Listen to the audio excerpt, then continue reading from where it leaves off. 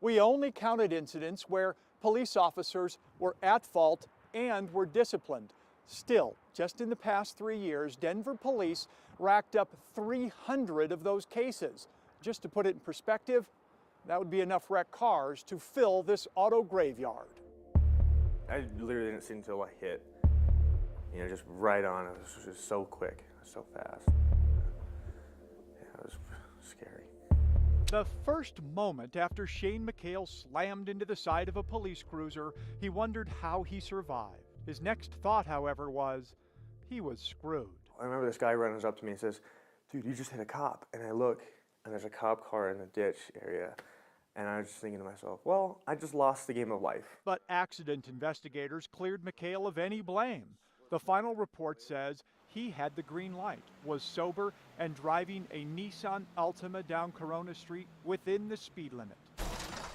Denver police officer Chad Cinema admitted he was momentarily distracted and not on an emergency call. You see cops all the time driving around kind of above the law kind of thing, and it's just kind of stupid, especially after that happens. Like, maybe you guys should drive like the rest of us. Fox 31 Denver discovered this was the officer's second at-fault crash within 2 years.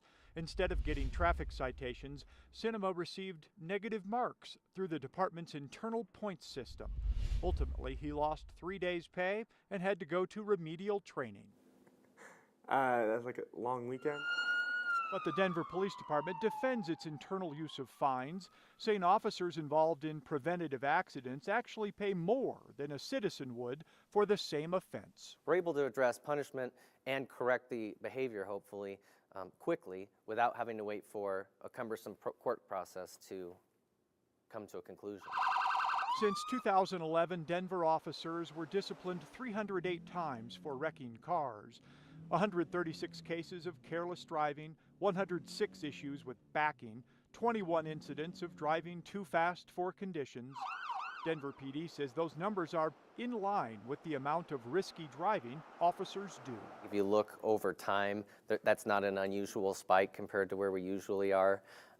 But that doesn't mean that we're not attempting currently to bring those numbers down. For comparison, Fox 31 Denver asked several other major law enforcement agencies for their lists of preventable accidents. Since 2011, Adams County deputies dented and smashed their way to 115. Aurora PD, about 80. Colorado State Troopers damaged their cars or injured a citizen 219 times. Some cases are embarrassing, like being distracted by a drink that spilled or accidentally firing a shot through the seat and the floorboard. 34, I'll be out of Broadway Canyon. Can I get a supervisor? Other incidents, like when this Boulder police officer failed to see a young woman on her bicycle, are far more serious. And then I realized I'm up on the roof of a car. I had no idea what hit me. 21-year-old Satara Tucker was riding her bicycle through a green light along a well-lit Boulder street when a police cruiser cut her off. She didn't know it until we showed her. There was videotape of the officer's mistake. I have nothing against the cop who hit me. Just how they handled it was horrible.